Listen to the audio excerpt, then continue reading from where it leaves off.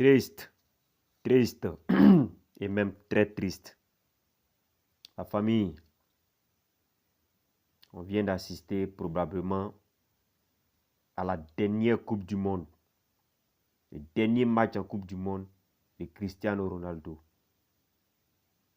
le meilleur joueur du monde. Selon sa déclaration hier en conférence de presse, si on s'en tient à cela, c'est le dernier match que nous venons d'assister de Cristiano Ronaldo en Coupe du Monde. Mais comme le foot, dans le football, on ne sait jamais.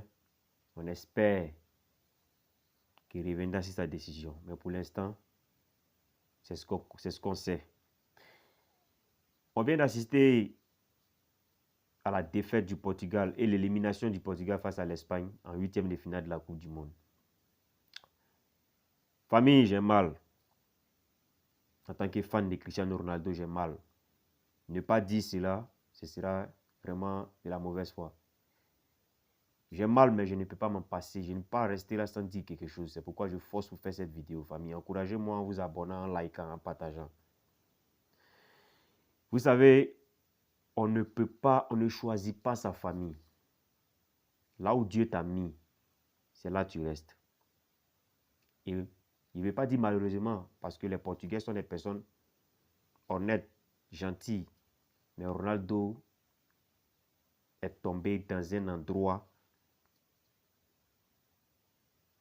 où il ne devait pas tomber. Parce que les joueurs portugais qui l'entourent sont méchants. Ils sont méchants, ils sont égoïstes qui ne pensent qu'à eux-mêmes. Si c'est ce groupe-là qui était à l'Euro 2016, Ronaldo n'allait jamais remporter les trophées avec sa sélection. Mais c'est parce que le groupe de 2016, ils avaient un objectif final. Vous avez le meilleur joueur dans votre effectif. Ça vous coûte quoi de jouer pour lui? Pas lui et pour lui. Ça vous coûte quoi? Prenez l'exemple sur l'Argentine.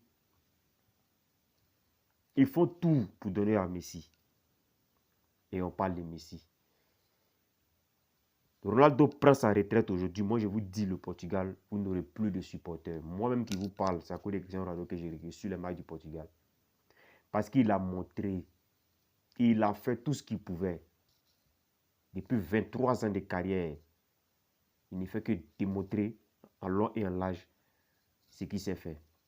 Il a envoyé le Portugal au niveau que même Eusebio, même Figo n'a pas pu faire.